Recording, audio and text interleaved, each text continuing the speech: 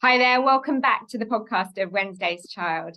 As you know, we always try to bring you some really interesting conversations, perspectives, and guests from time to time. And today I've got two guests with me on the Wednesday's Child podcast. The first person is Isabel Lemming, who is a therapist of our team and someone that I know you've very recently heard from. And those of you that have joined our Parent Carer webinar in a recent occasion will also have seen her tapping demonstration, which went down very, very well. And we're also joined with Laurie, who is new to the Wednesday's Child podcast and our community, but you are just going to be fascinated what she has to say. So Laurie Higbert is from Awaken Life Sciences. So I'm going to kick off by asking you both just to very briefly introduce yourself so you can do a far better job than I would do of saying who you are and what you do. So Isabel, welcome back. Happy New Year. And would you like to kick off with a quick introduction? Yeah, of course. Thanks for having me back. It's good to see you again. So hi everyone, I'm Isabel Lemming. I'm a therapist with Wednesday's Child. So I help people with a range of things through a range of different modalities and techniques, some of which you may have seen already. I'm also a practitioner with something called RTMS, which is a relatively new and upcoming treatment within the UK as well. Excellent. And innovation in therapy is all perfect for the theme of today's podcast episode. So that's great. And Laurie, tell us a little bit more about you and the position that you come from. Sure. Thank you for having me on your podcast. My name is Laurie Higbert. I'm a clinical psychologist and I work for Awaken Life Sciences, and I'm based in a clinic in Bristol where we are using ketamine assisted psychotherapy. So a very exciting and innovative treatment where we use ketamine as an adjunct to psychotherapy to treat a range of difficulties. That includes anxiety, depression, eating problems, and addictions. So really exciting clinic and service to be part of. It certainly is an exciting clinic, but I think it's going to make for an exciting and animated discussion too, because I hear that word ketamine and I can almost hear people's reaction going, what? She's going to talk about ketamine? What does that mean? What's she doing recommending that? Isabel, when you hear about kind of services of this nature and this kind of modality, as a more perhaps originally traditional therapist, tell me your reaction, tell me your thoughts and you know what kind of perception you have and you think that people that come to your kind of services would perceive of that. Yeah, I mean, personally for me, I find it quite exciting, but that's because I've always been very aware of its use in the past as well. Not necessarily ketamine, sorry, but other, there's been a lot of research down in London, but also in America of things like psilocybin and other sorts of drugs in the use of it with therapy.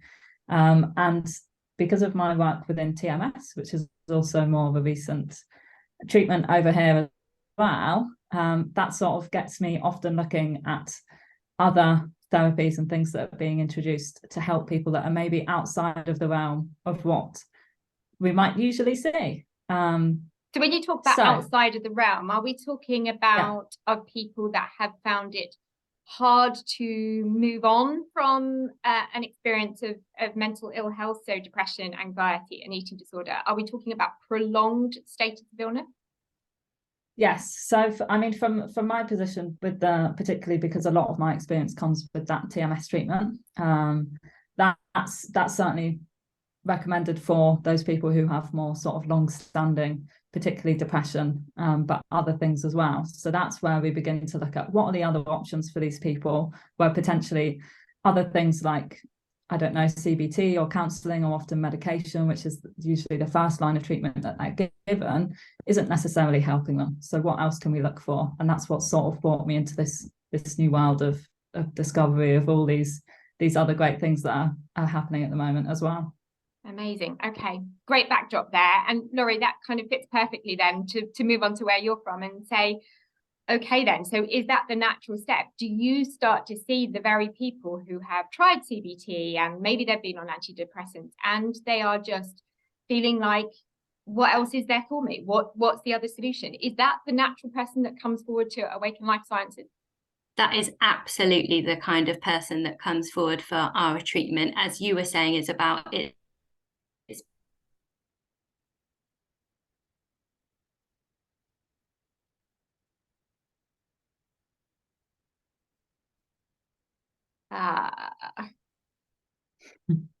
Isabel, can you still hear me? I can hear you fine, yeah. I'm not sure she's aware that she's lost. I'll see if we can keep going because we might be able to chop that middle bit out. Yeah, okay. I don't know if she's realised. Oh, she was just getting into the I know, I was getting into the flow and just maybe she thinks you and I hate that thing of you kind of have to see if somebody else on the call is frozen to know whether it's you or them or yeah. No, it's not. Oh, look, I think she's gone out and maybe she's coming back in. Let's see if we can. How many minutes were we in? About 10 minutes or so in. Wow, 10 minutes already. That's a quick. So unpredictable, isn't it? Some days you can have you can do podcast after podcast or recording or meeting and nothing goes wrong, and then another day it's all over the place. Drops out. Gosh. Let's see if she tried. Have you been anywhere? Are you okay in that temporary? I just messaged your mum actually and said it's a bloody nightmare. I've had a plumber out 3 times already. No hot water, having to nip back to my parents to get a hot shower, and that was not the point of having an Airbnb. No. And trying to be cross with the Airbnb person, and he's saying oh, would you want us to move you out and put you somewhere else and then bring you back when it's sorted? And I'm like, well, the point is I shouldn't have to keep moving my stuff out. So it's not been the most relaxing experience. And it makes you, if anything, it makes you hungry to have your own stability. I think I'm just craving putting my bags down somewhere, putting clothes on a coat hanger in a wardrobe and knowing I haven't got to move them every, couple of weeks. We no, definitely.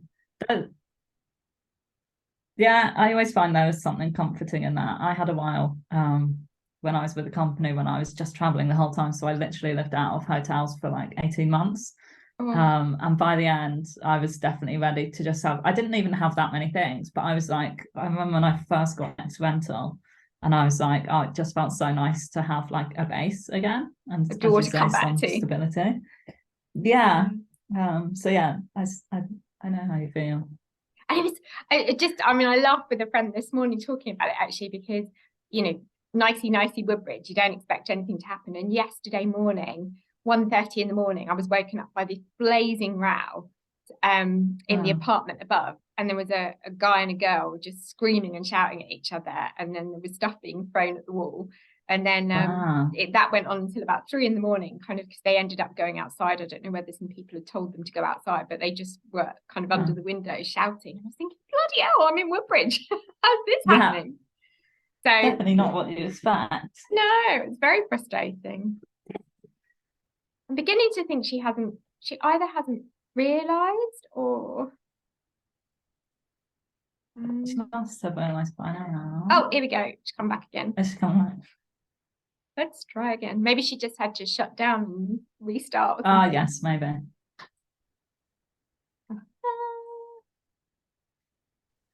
See how we go. Hi, Laurie. Welcome back. Nightmare. Yeah. Are you all right there? Hopefully we're back. Okay. Good. So I'm going to suggest that we just kind of move on with that question rather than restart or anything, and hopefully we can edit that chunk out. So basically, I think the question was something about, are we talking about people that have had a prolonged experience of an issue? Andrew, for editing purposes, if you can chop out and restart from the moment Laurie restarts this question, that would be great. Okay, over to you, Laurie. These are absolutely the kinds of people that come to us at Awaken clinics, those who have tried all those traditional treatments, such as SSRIs, antidepressants, which can work for some people. Medications can be helpful. But for those who haven't found benefit, or if it's they've had side effects that they haven't tolerated, or they've tried CBT, those traditional kinds of therapies, and again, haven't been able to benefit from those as they'd like. So we're in this wonderfully unique position of offering a compound that does have psychedelic properties, and Isabel mentioned those psychedelic compounds such as psilocybin. We've also got MDMA, in research trials that can offer something similar as well. But in Awaken, we're using ketamine and its psychedelic properties and its ability to enhance that neuroplasticity, as we call it, so that flexibility. I love that word. It's a great love that, word. neuroplasticity. I want to see that word in a crossword. I just love the idea. Absolutely, completely agree with you. But it's just this window of opportunity in which we can then work with people therapeutically to help them really move, make changes when they've been really stuck. We know people who have been really stuck, perhaps with eating difficulties, with low mood, with those anxiety problems. And there can be that kind of rigidity around their kind of around thinking and feeling and behaving that people want to kind of move on from, but they're struggling with that. That's where we can really use ketamine as an adjunct to psychotherapy to help with that. So how does it work then? So how are you, let's take somebody who says, that's it, I'm completely convinced that I'm going to go this route. I have been long-term stuck, but I'm ready to move on. I've got this rigidity, but I want to change my life. Do you just start prescribing them a certain amount of ketamine and they go home on their jolly and that's it? Or do you have them under a very controlled environment initially? How does it work? Talk me through that. Yeah, it's in a really controlled setting, Debbie. Yeah, so what we do is we only offer the ketamine to be taken, it's prescribed and taken within our clinic. So we have clinics in Bristol and in London and also in Norway as well. And so people come to our clinic and then we have some careful preparation with them. So we undertake at least 2 preparation sessions with people. That's just normal one-to-one talking therapy, helping them to feel as ready and comfortable as possible. So we're really taking care of the environment, so making sure it's kind of we're a clinical environment, but also a comfortable, relaxed setting, and making sure they have the right mindset going into their experience. And then typically the following week they would have a ketamine session with the therapist present. They come to our clinic, have a ketamine experience with their therapist right there beside them, supporting them and holding that space. And then the following day, they would come back for another therapy session, what we would call an integration session. And that's really super important. That's to help make sense of the ketamine experience, but also using that window of opportunity that I mentioned, that increased that neuroplasticity, I'll say it again, that enhanced flexibility in the brain, to really make those changes, to help kind of really bed in the therapy, if you like. So rather than talking the talk, we're going to use that ketamine to help people actually walk the walk and do things differently. And then we repeat that process. So the following week and the next couple of weeks, people would come in, take ketamine with us, be supported by a therapist, and then have therapy the following day. And how long does that go on for? I mean, you're probably going to say, well, it varies for every person, but roughly, like, how much might somebody want to keep returning to you, and how long lasting will that be? Yeah, good. That's a great question. So it can, you're right, can vary from person to person, but typically the course is around 11 sessions over 8 weeks. So it's actually a fairly brief but intense intervention. So we have these, like I said, this week or so of preparation. So maybe a couple of sessions in that 1 week, then typically 4 back-to-back ketamine sessions. And we think that's the best way of doing it because we kind of build up the ketamine in the brain and also get that momentum with the psychotherapy going. Then we have a couple of weeks break and then a follow-up to see how people are doing. And for most clients that are coming through our doors, that's sufficient. That's enough. That's sufficient for how long though? I mean, are you genuinely saying sufficient full stop, sufficient go away, live your life, you'll never need to see us again, or sufficient until 6 months time when your cat gets run over and life is a bit stressful and then everything goes back to square one? I'm being really flippant, but how long could that last? Yeah, absolutely, Debbie. So what people tend to find is with ketamine, it was first used in mental health settings as this short-acting antidepressant. So we might find that people find they are uplifted in mood for anything between kind of 24 hours to maybe a week or a little bit more after their initial session. But actually what we're doing is because we're embedding it within a psychotherapy framework and we're using the ketamine to help make some real changes, some behavioural and some cognitive shifts in people's lives, that is seen as the kind of platform for people moving forward. But you're right, that it's this platform or this stepping stone towards recovery, as we sit. But people do have to keep making those changes in their lives. There may be some more increased resilience and robustness. So if your cat gets run over, you feel like you've got the effective tools to cope with that. So just like in traditional talking therapy, we will do some skills training and learning new ways of responding to distress, but it will be an ongoing process of integration for clients. So we're not saying have 4 sessions of ketamine with us and you're cured. That's not the way we're going about it, but it's a real stepping stone forward for people.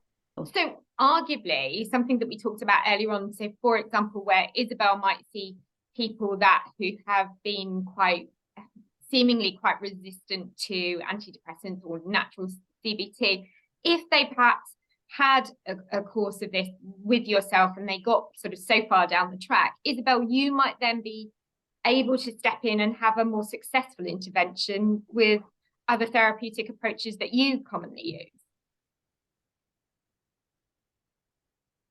Was that one for me? I'm so sorry, Debbie. Yeah, it was, sure. But I think Laurie's gone again, hasn't she? Yeah, I think so as well. She'd stopped mid-flow. Oh dear. Do you want me to continue and we'll see if she comes back? Yeah. I'm back. Yeah. Oh, hi, Laurie. Oh, no, can't see. Oh, hello. I can hear her voice, but I don't know if you want to log out and log back in again. Oh, no, you're there. Hi, Laurie. Can see you again. Hi. Oh, sorry. This is why when I'm at home, it's better. In the clinic, a nightmare. Can you hear me? Yeah, I can hear you well and good. Yeah. So what I'm going to do, Isabel, is pick up with asking. Plug in as well and see if that helps. Oh, okay. So Isabel, what I'll try and move on, I'll pick up that question about does that create a more open door for you to be able to explore with other therapeutic pathways after the intervention? Yeah. Okay. Yes. Okay. Yeah, that works. All right, Laurie. You okay, Laurie? Are you okay, Laurie? Can you hear? It's glitchy. Oh, I don't think that's going to work, Laurie. I can just about hear. It's glitchy. I'm just going to come out and back in. I think it might be a good idea. Oh, that's such a shame. It's such an interesting conversation. I'm hoping Andrew will be able to edit it all through. But if not, we might just say, given that she said that her setup at home is better, I wonder if we just do it of an evening. Yeah. Yeah. Let's see what this... We'll see how we go, yeah. Yeah, see where we go with this one, if not.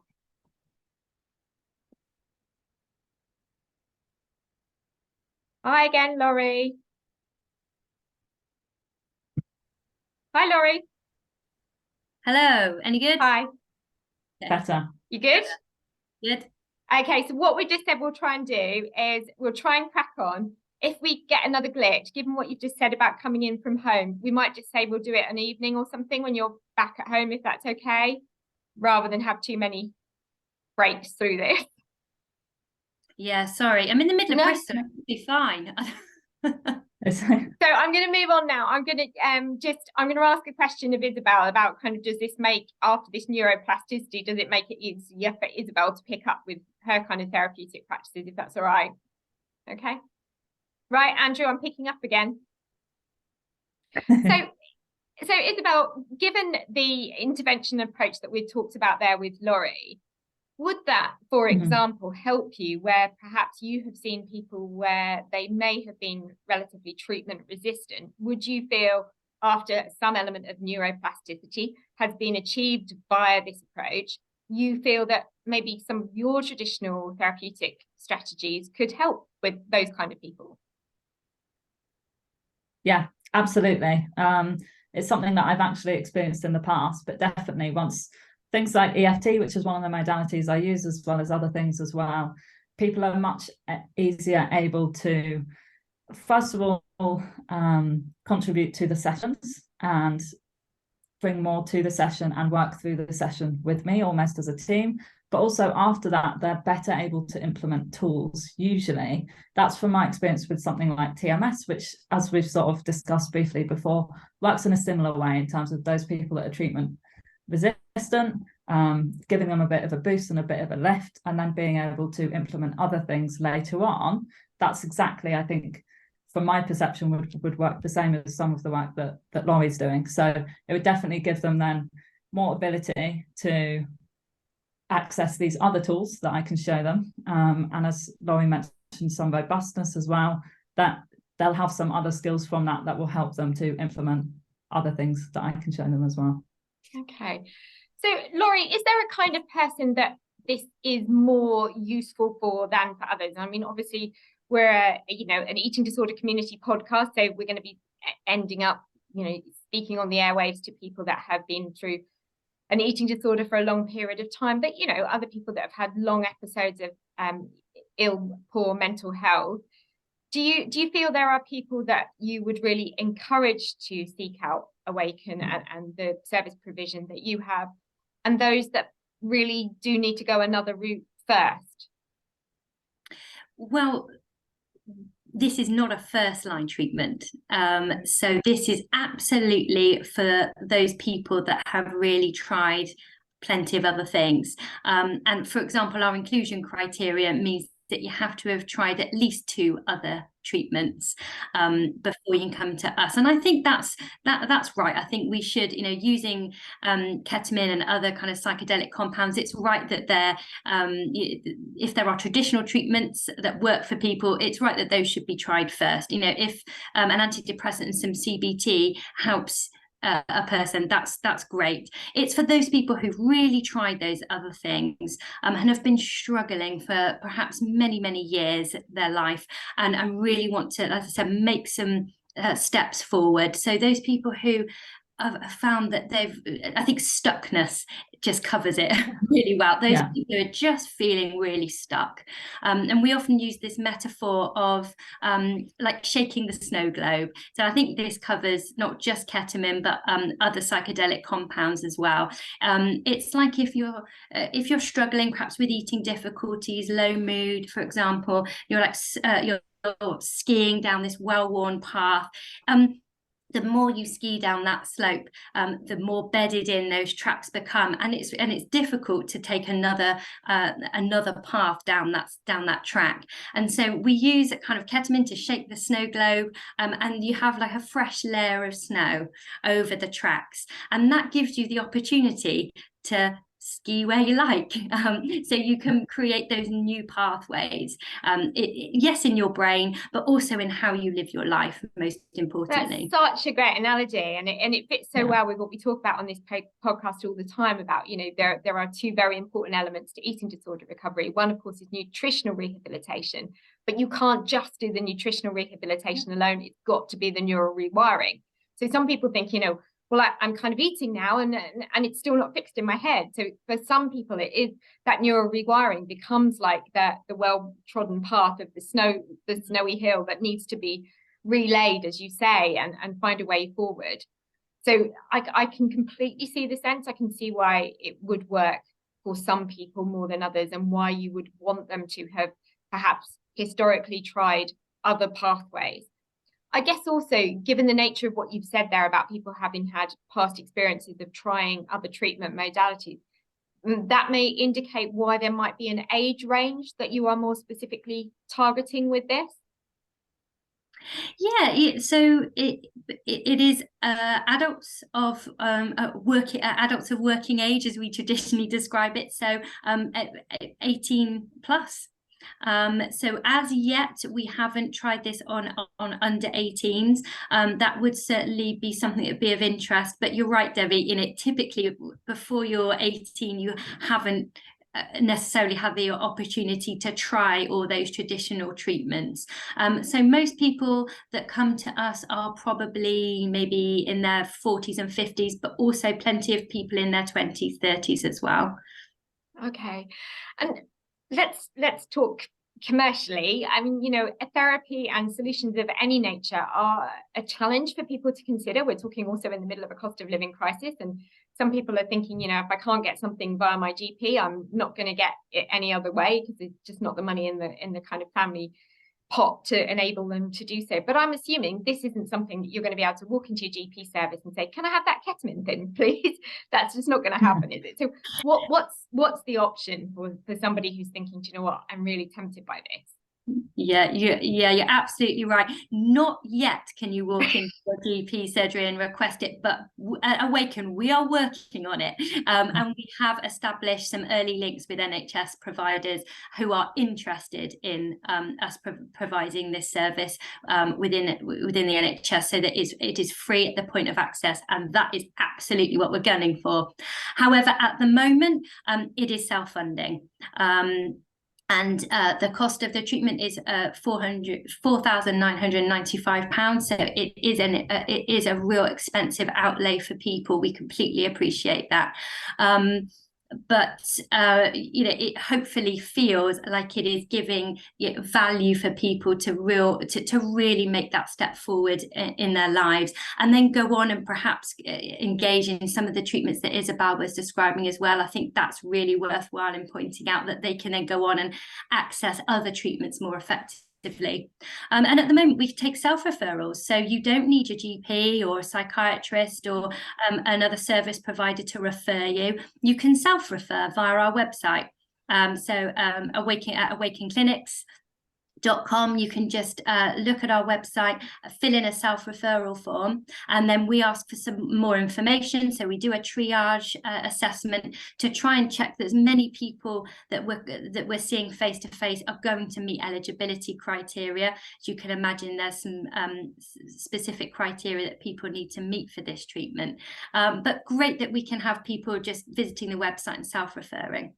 And I imagine, actually, Isabel, you probably also see that people feel quite sort of relieved that self-referral is an option for your therapeutic approaches as well, because right now all we hear is waiting lists are really, tricky, and it's only the kind of more extreme cases that get right to the top of the surface, quicker in terms of mental health. Self-referral in both what you offer and in terms of Laurie's practices, I think it's vital, isn't it, to people that are in a state of stuckness? Yes, absolutely. One thing you sort of touched on is it can sometimes almost feel for them like a fast track, because, as you say, they're not having to wait. But also, I think it gives them that control. It's they're in control of making that decision that actually I am ready and I do want to try something else. And I've gone and I've had a look at the website and whatever research they may have done. But it gives them that control, as opposed to the GP or psychiatrist, whoever it may be. Which sometimes there can be comfort in that, but also I think it can be good for people to have that sense of control over their decisions, primarily in that treatment. And we all come to that point where we're ready to open the door and walk forward at different times, at different age and stage in life, for whatever reason. And I think one of the difficult challenges right now in terms of gaining that mental health support is, how do we ever know that the availability and the opportunity in that healthcare space is there at the very point that person is ready to embrace it and walk through the door? And making those two things come together perfectly is often a real challenge, because if we miss that window of opportunity, then that person might fall into another depth of despair and depression, and they can't even put their head above the parapet to think, oh no, I can keep going. So I think that opportunity, as you both say there, to self-refer, it really is a vital thing. So, Laurie, moving forward, obviously, we're still kind of relatively early stages in terms of where the clinic is set up and how many people have been through the doors and been successful in this. Where now, and what can we expect if we're checking in with you, and which I'm sure Isabel and I will want to do in 6 months' time, and kind of seeing what the progress has been and who can we hear from who's had great success with this? Where do you hope to be in, say, 6 months from now? So we are hoping to have more service options. So we're hoping to open our doors in other areas of the UK, and we're developing our partnerships internationally as well, which is really exciting. So we're working with partners in the United States to help. That there are actually other ketamine providers in America. It's actually more widely used in America, but typically it's ketamine provided without therapy. And because at Awaken we really believe in this combined model, we're going to be helping other ketamine clinics use that Awaken methodology of the ketamine in combination with the therapy that we use. So that's really exciting. We'll look for a kind of more of the Awaken model within international partnerships. And also some exciting stuff we're doing around research as well. So we're researching ketamine as a support for gambling addiction, and also we're using it in a research protocol for ketamine assisted psychotherapy to treat alcohol use disorder as well. And we've also got research interest in MDMA, as I mentioned, so we're looking to develop that might happen in the next 6 months. And crucially, as I said, we've also got around the ball around these NHS partnerships. That's a real focus for us and something that we're really excited about, getting this interest and the ball rolling with being able to offer this to more people. This is what we want to do, have this more widely accessible, not just people who can afford to self-fund. I think it's amazing, and I wish you every luck in the world with it, because we know, seeing it day in, day out, and the emails that come into us at Wednesday's Child, just the state of desperation that so many people feel. And even when I hear the cost of the service from you, I don't gulp at that, because I know how many tens of thousands of pounds families have spent over many decades trying to get their loved one well. So for many to know that they can, refer through a website, get seen, part with the money, if there's a hope that there's a real potential for them to be out of this pain and anguish that they themselves or their loved one is experiencing with an eating disorder, I think many would hand that money over willingly and say it's a very small price to get their life back. So I'm, really excited to see what happens. And I would certainly say that, we at Wednesday's Child would be very happy to be a conduit for sharing what you're up to, kind of more research, and in any way that you want more of our community to share their experiences with you. I know we'd love to do that, and we do have a community around the world. So any input that we can give, then please get in touch with us. And likewise, I think it might be really valuable if we get feedback from this episode from people that are more interested. Perhaps we could set up another chat with you and allow people to ask some more direct conversations and questions. I'd be very happy to do that, Debbie. Yes, in terms of us having more of an ongoing collaboration, and if you've got people listening here that are interested in the treatment, I'd be happy to speak more on that for sure. Absolutely, be great. That's great, excellent. Well, thank you both. Thanks, Isabel. Also, I know you're going to continue your great work, and we'll be doing another session with Isabel very soon, because so many of you were interested in the tapping demonstration that we did previously. So we're going to do a little bit more of that, and particularly try and make sure that we're checking in with you all and keeping that momentum going in the early part of 2023. So thanks again, Isabel, as well. And thank you, Laurie. That's it for another episode of the Wednesday's Child podcast. I hope you found it really interesting. I know I certainly did, and I'm sure you'll have lots of questions. If you have, and you've got any insights, experiences, or any thoughts you have at all about this, then please feel free to drop us an email. You can send one directly to myself or to our general email address, which is hello@wednesdayschild.co.uk, and we'll be sure to send more information to you about Awaken, their services, and also of the services that you can get via Isabel. Thanks again. Stay focused on recovery, and we will see you very soon.